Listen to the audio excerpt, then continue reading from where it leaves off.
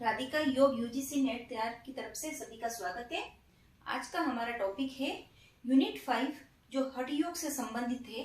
Unit 5 हठ योग यानी कि इसके अंदर 8 मस्त ग्रंथ आते हैं। हठ योग के जो 8 प्रमुख ग्रंथ है उसमें से घेरण संहिता आज हम उसका अध्ययन करेंगे। घेरण संहिता श्लोक 353 353 टोटल श्लोक संख्या आ जाती है। इसके अंदर लेखक आ जाते हैं महर्षि घेरण ऋषि के द्वारा रचित यह ग्रंथ है। समयकाल 17वीं से 18वीं शताब्दी के मध्य का इसका समय बताया गया है या रचना काल। संवाद किसके मध्य है? घेरण ऋषि संहिता के अंदर घेरण ऋषि व राजा चंडकपाली के मध्य संवाद है। राजा चंडकपाली घेरण ऋषि के पास योग की अभिलाषा से जाते हैं और उनके प्रश्नों का उत्तर घेरण ऋषि देते हैं। अगर योग की बात करें तो इसके अंदर सप्तांग योग कहा गया है। योग के 7 साधन बताए गए हैं। हर हठ योग के अंदर अंग बताए गए हैं, या तो 8 साधन होंगे या 4 साधन होंगे, लेकिन घेरण संहिता के अंतर्गत योग के 7 साधनों का वर्णन किया गया है। इसको सप्तांग योग कहा गया है और इसके घेरण संहिता वाले योग को घटस्थ योग कहा गया है। शरीर को घट कहा गया है। योग के 7 साधन और उनकी प्राप्ति के उपाय बताए गए हैं जो इस प्रकार से हैं। 7 साधन या इसको 7 प्रकरण कहता है। अगर प्रकरण की बात करें या अध्याय की बात करें, अध्याय 7 है या प्रकरण, इसके अंतर्गत प्रकरण आ जाता है। जिस तरह से हर प्रतियोगिता में 7 उपदेश आ जाते हैं, इसके अंतर्गत 7 प्रकरण है। तो 7 साधन कौन कौन से हैं? पहला शोधन, दूसरा दृढ़ता, तीसरा है स्थिरता, चौथा है धैर्य, 5वां है लघुता, 6ठा है प्रत्यक्ष और 7वां आ जाएगा इसका निर्लिप्तता। अब इनके उपाय कौन कौन से हैं? तो शोधन किससे करना है? षटकर्मों से शोधन करना है। दृढ़ता आसनों से दृढ़ता आती है, आसन। स्थिरता मुद्राओं से स्थिरता की प्राप्ति होती है, मुद्रा। धैर्य प्रत्याहार से आता है। लघुता प्राणायाम से लघुता की प्राप्ति होती है। प्रत्यक्ष ध्यान के द्वारा प्रत्यक्षता, और निर्विकल्पता समाधि के द्वारा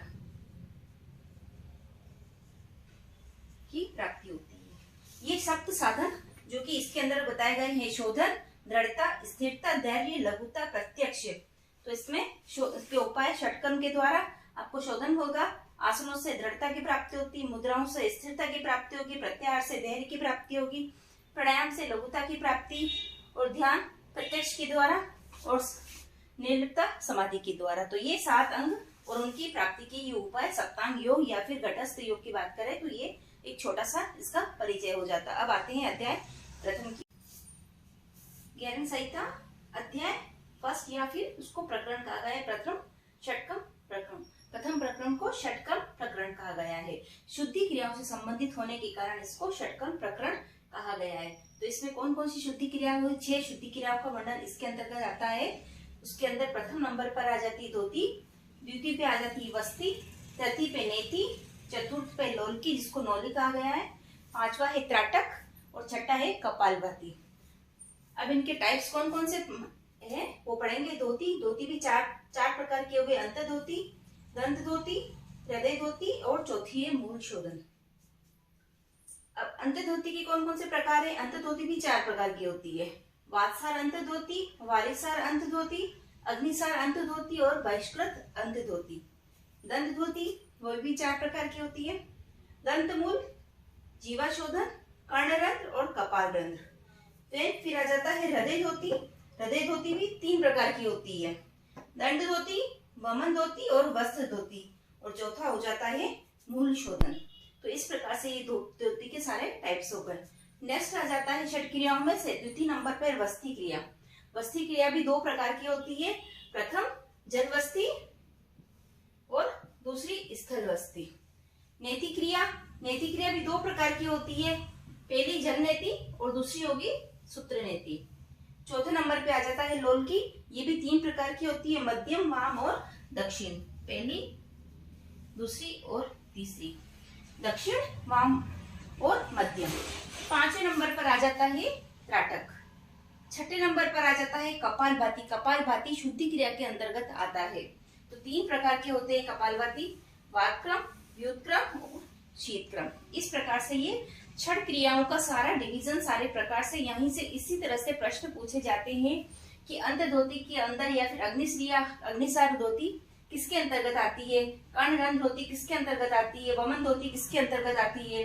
इस तरह से प्रश्न पूछे जाते हैं और क्रम वाइज धोती के प्रकार भी पूछे जाते हैं। जो ये पूरा टेबल दिया हुआ है उसमें पूछ लेंगे ऑप्शन देके कि बहिष्कृत धोती, कर्णरंध्र धोती, वम वस्त्र धोती, इनका क्रम बताओ। तो पहले बहिष्कृत धोती आ जाएगी, फिर कर्णरंध्र हो जाएगी, फिर वस्त्र धोती। ये इसका प्रथम प्रकरण हुआ। गैरन संहिता द्वितीय उपदेश। पहले उपदेश में हमने 6 शुद्धि क्रियाओं के बारे में पढ़ा था। शुद्धि क्रियाओं से शोधन होता है। उसी प्रकार से अब यहाँ पर द्वितीय उपदेश में आसनों के बारे में बताया गया है। आसनों से दृढ़ता की प्राप्ति होती है। क्वेश्चन यूं का यूं पूछा जाता है, आसनों से किसकी प्राप्ति होती है? आसनों से दृढ़ता की प्राप्ति होती है।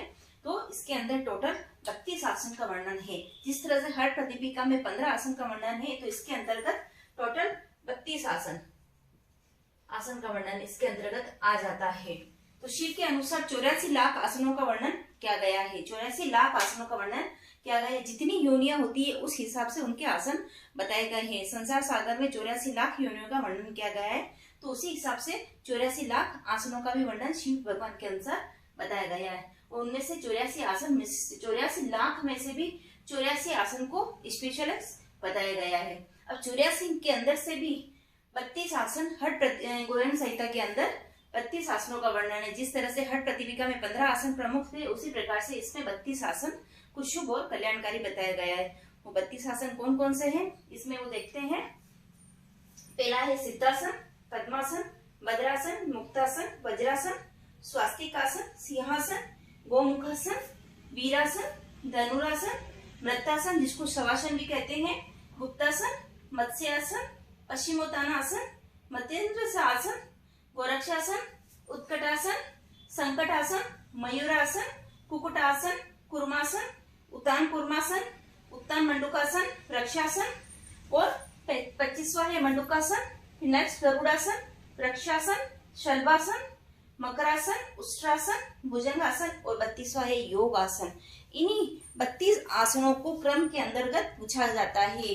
जितने भी प्रश्न आते हैं, अब अगर इसको क्रम भी सीक्वेंस में याद है तो प्रश्न इसी तरह से आता है कि क्रम के अनुसार बताइए गैरन संहिता में आंसर किस तरह से वर्णित है। तो इनका क्रम वाइज इस तरह से आपको ये याद करना पड़ता है कि पहला कौन सा आसन है, 15वां कौन सा आसन है और गैरन हर प्रतिपिका का क्या 15 आसन है, वो भी इसी के अंतर्गत ही आते हैं। जो मैंने अंडरलाइन कर रखी है लाल लाइन से, सिद्धासन, पद्मासन, भद्रासन, स्वस्तिकासन, सिंहासन, गोमुखासन, वीरासन, धनुरासन, मत्स्यासन, पश्चिमोत्तानासन, मत्येंद्रासन, मयूरासन, कुक्कुटासन, कूर्मासन और उत्तान कूर्मासन।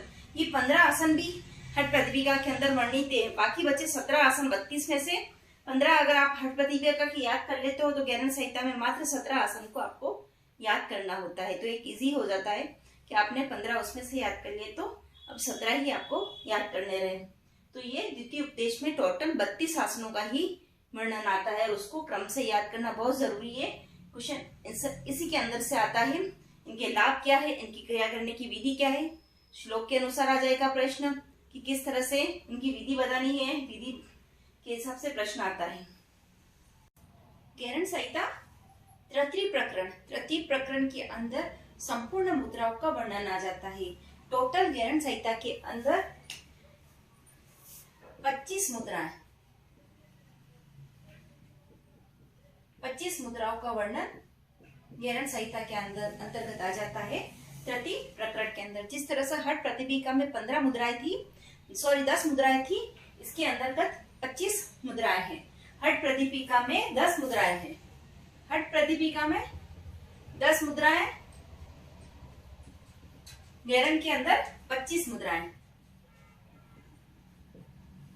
सभी हड ग्रंथों में कंपेरेटिवली क्वेश्चन पूछा जाता है किसके अंदर कितने आसन है, कितनी मुद्रा है, कितनी समाधियों का वर्णन है, तो इसके अंतर्गत 25 मुद्राओं का वर्णन आ जाता है। तृतीय प्रकरण मुद्रा और बंध प्रकरण, ये पूरा नाम है, मुद्रा और बंध प्रकरण तृतीय प्रकरण है। अब इसका लाभ क्या होता है, मुद्राओं से क्या लाभ होता है और बंध से क्या लाभ होता है, तो इसका लाभ होता है स्थिरता की प्राप्ति इन मुद्रा और बंध से हो जाता है।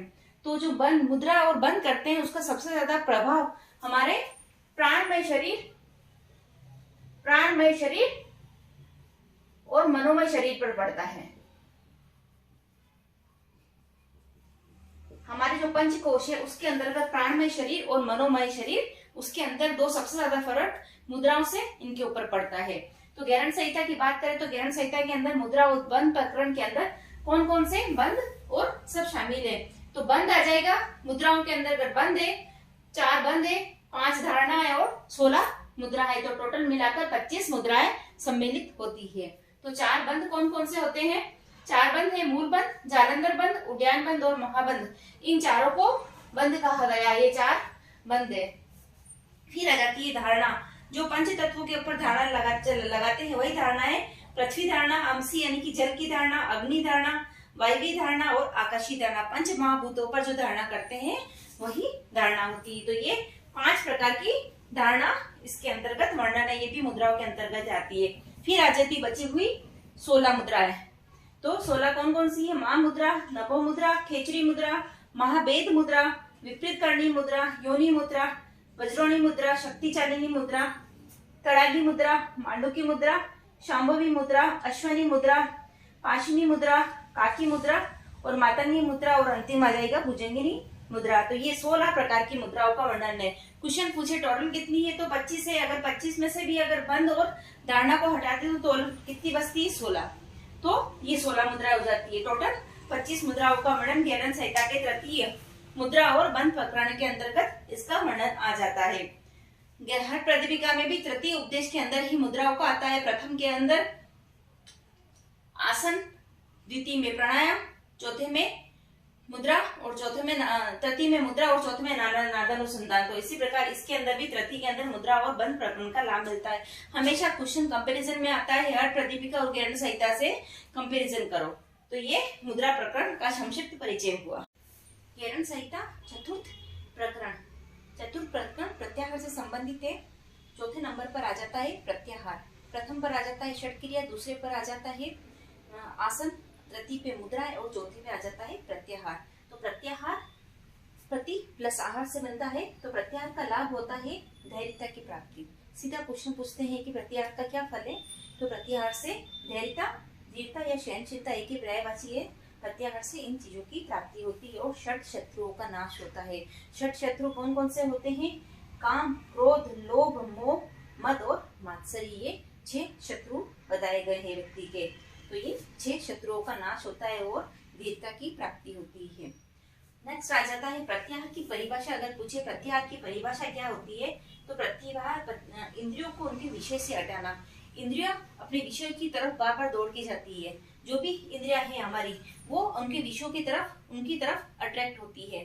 जैसे 5 ज्ञानेंद्रिया यानी कि जिनसे अपन ज्ञान प्राप्त होता है वो होती इंद्रिया, और 5 होती कर्मेंद्रिया। ज्ञानेंद्रियों के द्वारा ज्ञान प्राप्त होकर कर्मेंद्रिया उसका कार्य करती है। और एक अंतिम वाली होती है मन। मन को उभय इंद्रिय कहा गया है। इसी के माध्यम से मन चंचल होता है तो वार की तरफ इन्हीं ज्ञानेंद्रियों के माध्यम से बार बार दौड़ता है। अगर हमने इन्हीं इंद्रियों को वश में कर लिया तो मन भी वश में हो जाएगा। तो ज्ञानेंद्रिया कौन कौन सी होती है, नाक, आंख, कान, जीवा और त्वचा। इनके द्वारा एक्चुअल नॉलेज हमको सेंस सारा प्राप्त होता है, सारा ज्ञान हमको इसी से प्राप्त होता है। इनके भी वापस विषय है। ये किन विषयों की ओर दौड़ती है, नाक गंध की ओर, आंख रूप की ओर, कान शब्दों को सुनना चाहता है, जीवा रस को प्राप्त करना चाहती है और त्वचा स्पर्श को प्राप्त करना चाहती है। तो इन्हीं इंद्रियों को उनके विषयों से हटाना ही प्रत्याहार कहलाता है। इन ज्ञानेंद्रियों के माध्यम से ही फिर कर्मेंद्रिया भी कार्य करना पसंद करती है। ज्ञानेंद्रियों ने ज्ञान दिया, फिर कर्मेंद्रियों ने उनका कार्य किया और फिर मन इन्हीं ज्ञानेंद्रियों और विषयों में उलझकर मन चंचल हो जाता है। और मन जैसे चंचल होता है तो फिर वो बाहर की ओर दौड़ने लग जाता है, तो मन की स्थिरता नहीं रहती है। तो मन को वश में करना सबसे मुश्किल है। गीता में भी कहा गया है मन चंचल है तो आप किसी भी कार्य में स्थिरता प्राप्त नहीं कर सकते। तो मन को कंट्रोल करो। मन को कंट्रोल इंद्रियों के माध्यम से होगा। इंद्रियों को विषयों से हटा लोगे आप तो ऑटोमेटिक आपके अंदर स्थिरता आ जाएगी। आप बाहर की ओर नहीं देखोगे, आपकी यात्रा अंदर की ओर शुरू होगी। आप बाहरी मुखी से अंतर्मुखी की तरफ प्रस्थान कर जाओगे। प्रत्याहार का तात्पर्य यही होता है, अपने आप को बाहर के विषयों से बिल्कुल खत्म कर दो और आपको संबंध बिल्कुल तोड़ दो, तो आप फिर अंतर्मुखी अपनी तरफ ध्यान दोगे। तो यही है प्रत्याहार का माध्यम में। अष्टांग योग में प्रत्याहार 5वें नंबर पर आता है। यम, नियम, आसन, प्राणायाम, प्रत्याहार, धारणा, ध्यान, समाधि। तो यहाँ पर प्रत्याहार 5वें नंबर पर आता है, जबकि गेरण संहिता में सप्तांग योग की बात करते हैं। सप्तांग योग में गेरण में संहिता में प्रत्याहार 4थे नंबर पर आता है। तो क्वेश्चन आ जाए कि गेरण संहिता में प्रत्याहार कौन से नंबर पे है? 4थे नंबर पे है, जबकि अष्टांग योग में प्रत्याहार 5वें नंबर पर आता है।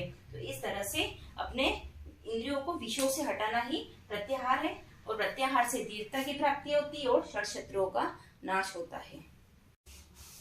गेरण संहिता पंचम प्रकरण। पंचम प्रकरण के अंतर्गत संपूर्ण प्राणायाम का वर्णन किया गया है। प्राणायाम के अंतर्गत योग आरंभ करने से पहले, प्राणायाम आरंभ करने से पहले किन किन चीजों का ध्यान रखना चाहिए? इसमें 5 मुख्य बातें हैं। इस गेरण संहिता के प्रचलन प्रकरण में 5 चीजें कौन कौन सी? स्थान, ऋतु, आहार, नाड़ी शुद्धि और अंत में आ जाता है प्राणायाम। प्राणायाम से पहले यहाँ पर नाड़ी शुद्धि की बात करी गई है। तो योग आरंभ से पहले स्थान कौन सा हो जाएगी? सुराज्य होना चाहिए, धार्मिक होना चाहिए, शुभिक्ष होना चाहिए और निरुद्रव होना चाहिए। फिर आ जाता है ऋतु, यानी कि काल, किस समय में प्राणायाम उचित है और उसमें अनुचित है। तो निषिद्ध यानी कि इन ऋतुओं में प्राणायाम का आरंभ नहीं करना चाहिए। हेमंत, शिशिर, ग्रीष्म और वर्षा। हमारे सनातन में 6 मुख्य ऋतु बताई गई, उनमें से ही 4 इन ऋतुओं में निषिद्ध बताया गया है। जबकि बसंत और शरद ऋतु में प्राणायाम का आरंभ करना चाहिए। बसंत और शरद ऋतु प्राणायाम के लिए विहित ऋतु बताई गई है। तीसरा पॉइंट आ जाता है इसी प्रकरण के अंतर्गत आहार का प्रकरण। आहार के बारे में संपूर्ण विवरण इसके अंतर्गत दिया गया है। आहार किस प्रकार का होना चाहिए? मिताहार होना चाहिए, ग्राह्य और अग्राह्य। अग्राह्य यानी कि निषिद्ध आहार, जिनका अपन को नहीं उसको भोजन करना चाहिए, निषिद्ध बताया है, जो हमारे लिए सही नहीं है। और ग्राह्य जो हितकर आहार है उन्हीं का भोजन करना चाहिए। 4थे नंबर पर आ जाता है नाड़ी शुद्धि। नाड़ी शुद्धि भी 2 प्रकार की बताई गई है। प्राणायाम से पूर्व नाड़ी शुद्धि की बात यहाँ पर करी गई है। सुमनु और निर्मनु 2 प्रकार की नाड़ी शुद्धि बताई गई है। सुमनु यानी कि मंत्र के साथ में नाड़ी शुद्धि की जाती है, और निर्मनु धोती कर्म के द्वारा नाड़ी शुद्धि की जाती है। अंत में आ जाता है प्राणायाम। प्राणायाम भी यहाँ पर कुंभक, जिनको कहा गया है, 8 प्रकार के प्राणायाम का वर्णन हर गेरण संहिता के पंचम प्रकरण में आ जाता है। इसी से इसका नाम प्राणायाम प्रकरण रखा गया है। तो 5 प्रकार के कौन कौन से प्राणायाम में? पहला सहित, दूसरा सूर्यबेती, तीसरा उज्जाई, चौथा शीतली, 5वां भस्त्रिका, 6ठा भ्रामरी, 7वां मूर्छा और 8वां आ जाता है केवली। केवल नहीं है ये, केवल कुंभक नहीं है, केवली कुंभक है, यहाँ से प्रश्न आता है। तो इनके क्रम से प्रश्न पूछा जाता है कि कौन कौन से प्राणायाम गेरण संहिता में है और कौन कौन सी नाड़ी शुद्धि होती है, कौन कौन से आहार के बारे में पूरा संपूर्ण विवरण इसके अंतर्गत दिया है कि कौन सा आहार मिताहार है, कौन सा अग्राह्य है और कौन सा ग्राह्य है। पूरा वर्णन इसके अंतर्गत दिया गया है। ऋतुकाल, किस मौसम में योग आरंभ या प्राणायाम का आरंभ करना चाहिए, और स्थान कैसा होना चाहिए, सुराज्य, धार्मिक, शुभिक्ष और निरुद्र, ये इनके स्थान का वर्णन किया गया है। तो एक छोटा सा परिचय हुआ पंचम प्रकरण का प्राणायाम का।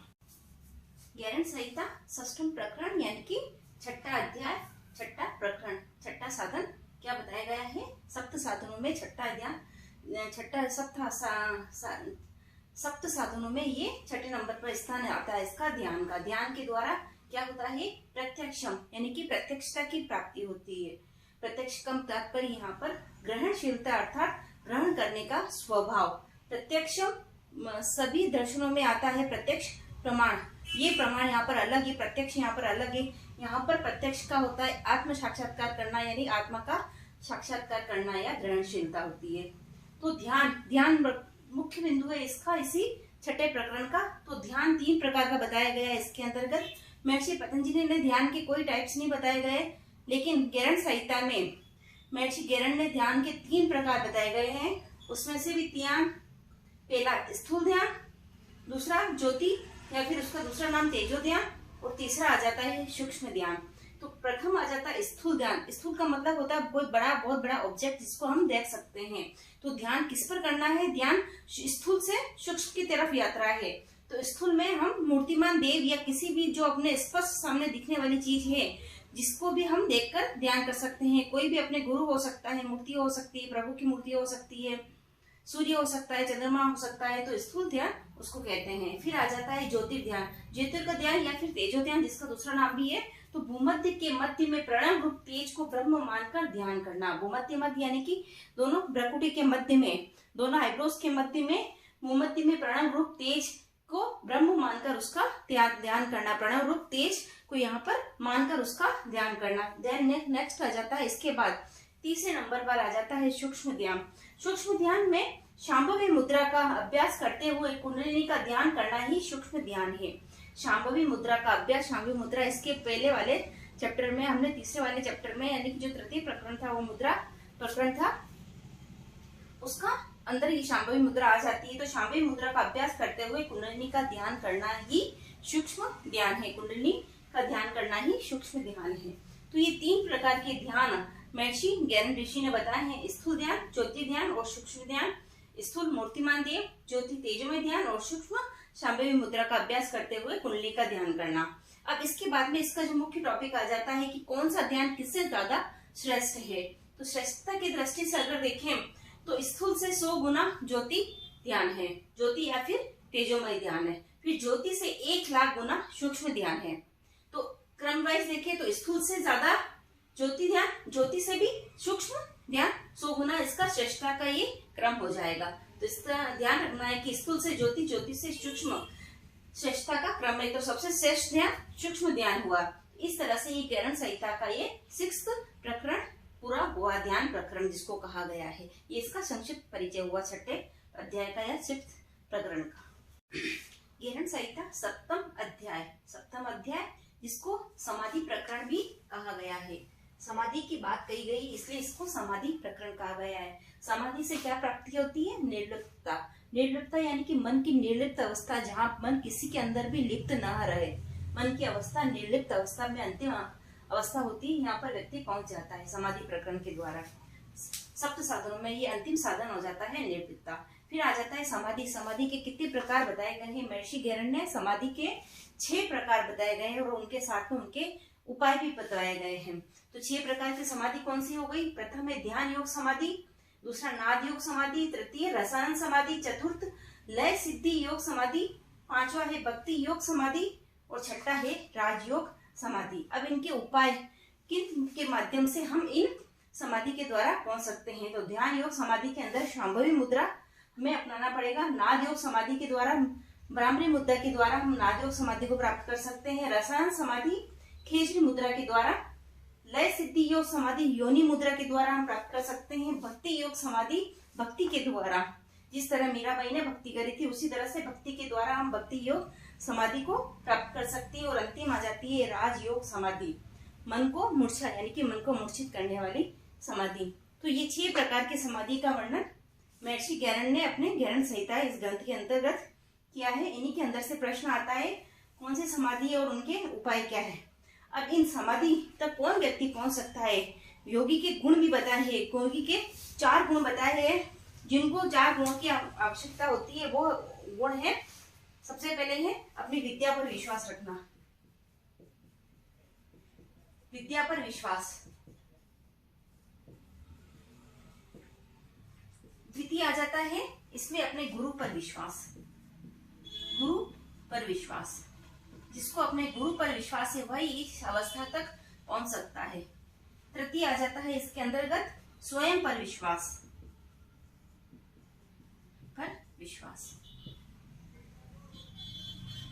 और चौथा आ जाता है अंतःकरण की ग्रहणशीलता, अंतःकरण की ग्रहणशीलता। जब आपके अंतःकरण में कुछ ग्रहण करने की शक्ति होगी, जब सबसे पहले स्वयं पर विश्वास होगा, तभी आप अंतःकरण में कुछ चीज को स्वीकार कर पाओगे। तो पहला आ जाएगा विद्या पर विश्वास। आप जो भी क्रिया कर रहे हैं, जो भी विधि अपना रहे हैं, उस पर आपको पूर्णतया विश्वास होना चाहिए। द्वितीय आ जाता है गुरु पर विश्वास। अपने गुरु पर आपको पूर्णतः समर्पण और उसका आस्था, उस पर विश्वास होना चाहिए। और तीसरा आ जाता है स्वयं पर विश्वास, स्वयं पर भी कौन होना चाहिए। और चौथा आ जाता है अंतःकरणशीलता। ये 4 गुण बताए गए हैं। जिनके पास ये 4 गुण होते हैं वो समाधि तक अवश्य पहुंच सकते हैं। तो ये अपना समाधि प्रकरण हुआ, यानी कि जितने अभी तक 7 प्रकरण हमने पढ़ लिए हैं, सबका संक्षिप्त विवरण ही हमने पढ़ा है। तो ये एक छोटा सा ज्ञान संहिता का संक्षिप्त विवरण हुआ। वापस हम 7 अध्याय या जो 7 प्रकरण है उसका एक साथ में शॉर्ट में देख लेते हैं। ज्ञान संहिता श्लोक 353 353 श्लोक है, 17वीं शताब्दी का ग्रंथ है।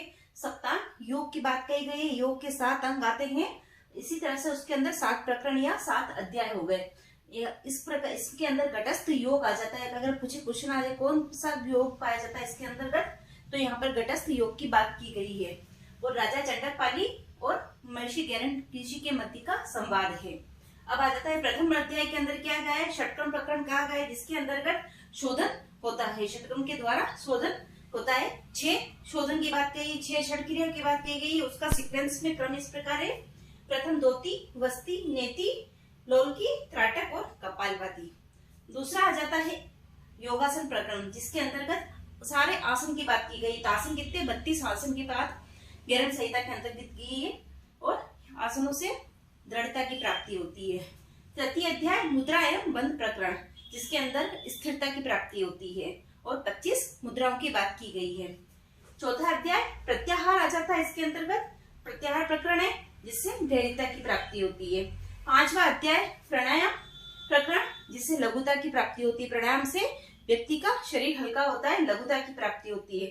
और टोटल 8 प्रकार के प्राणायाम है, सहित सूर्यभेदी, उज्जाई, शीतली, भस्त्रिका, भ्रामरी, मूर्छा है। 8वां है केवली। ये 8 प्रकार के कुंभक या प्राणायाम की बात इसके अंतर्गत 5वें अध्याय में आई। नेक्स्ट आ जाता है छठा अध्याय। छठा अध्याय ध्यान प्रकरण। ध्यान प्रकरण से क्या होता है, प्रत्यक्ष यानी आत्मा का साक्षात्कार होता है। आप आत्मा को प्रत्यक्ष जान पाते हैं। 3 प्रकार के ध्यान की बात की गई है, स्थूल, ज्योति और सूक्ष्म ध्यान। 7वां अध्याय आ जाता है समाधि प्रकरण, जिसके अंतर्गत निर्लिप्तता की प्राप्ति होती है। निर्लिप्त मन की निर्लिप्त अवस्था, जहाँ पर मन कहीं न लगे, वो 6 समाधि की बात की गई है। कौन कौन सी समाधि है, ध्यान योग, नाद योग, रसानंद, लय सिद्धि, भक्ति योग और राजयोग। तो ये इस प्रकार से पूरा ज्ञान संहिता का एक ही जगह 7 अध्याय के बारे में ये संक्षिप्त पूरा परिचय हुआ। धन्यवाद।